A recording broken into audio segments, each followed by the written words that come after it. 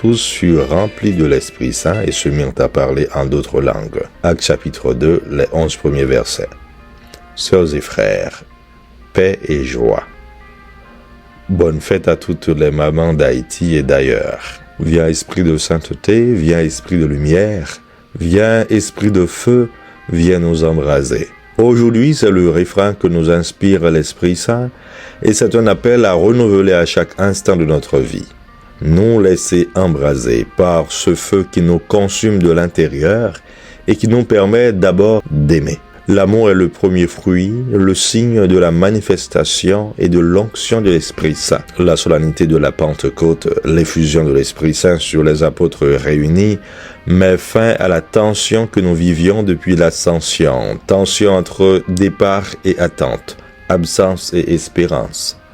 10 jours plus tard, le Paraclet, le Consolateur nous est donné. Celui qui nous introduit dans la vérité tout entière, qui nous fait appeler Dieu Abba, Papa.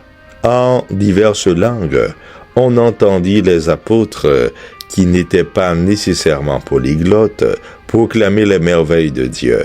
C'est le signe que nous sommes désormais sous la mouvance de l'Esprit, nous qui avons été dispersés sur la surface de la terre. La confusion des langues et la dispersion de Babel coupaient court à la volonté de puissance de l'homme qui nourrit sans cesse des ambitions de Dieu.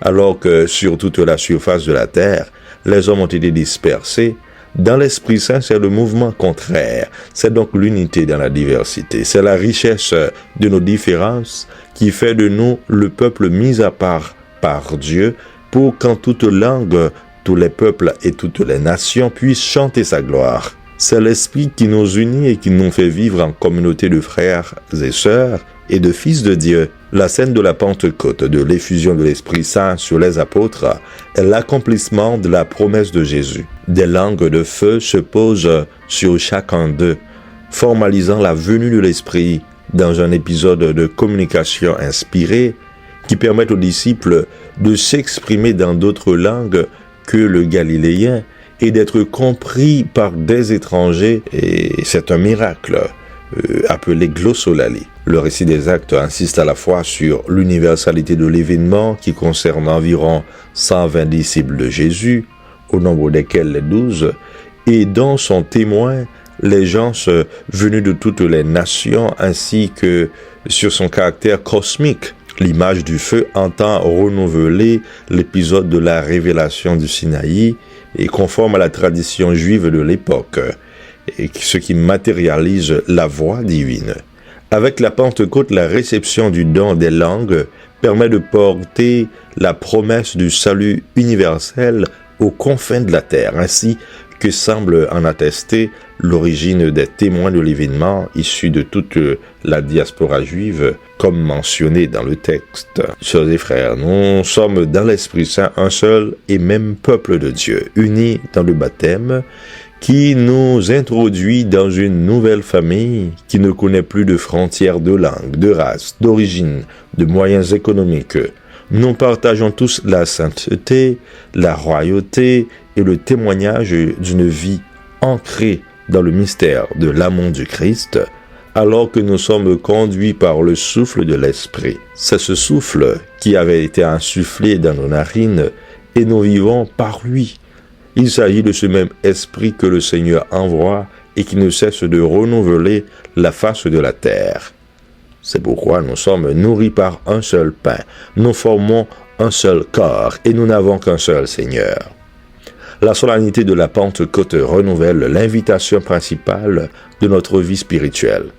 Entrer dans la vie de l'Esprit, choisir les chemins de la vie. Le monde d'aujourd'hui s'ouvre aussi sur les chemins de mort. Alors c'est à nous de choisir. Vivre de l'Esprit, c'est vivre selon les fruits de l'Esprit qui sont l'amour, la joie, la paix, la patience, la bonté, la bénignité, la fidélité, la douceur et la tempérance. Le principal combat de notre vie de chrétien commence lorsque nous nous rendons compte que nous sommes enracinés dans l'amour et l'Esprit nous rappelle que sans l'amour comme base, tout le reste est vain. Et cet amour ne vient pas tant de nos capacités, il émane du don de l'Esprit. Aimer le Seigneur et choisir les voies qui nous conduisent à une vie en abondance est le résultat de l'œuvre de l'Esprit en nous et de la pure gratuité. Cela ne dépend pas de nos efforts, mais de l'initiative de l'Esprit qui nous choisit en premier. Vivre dans et de l'Esprit, écouter ses émotions, sentir les touches laissées dans notre cœur,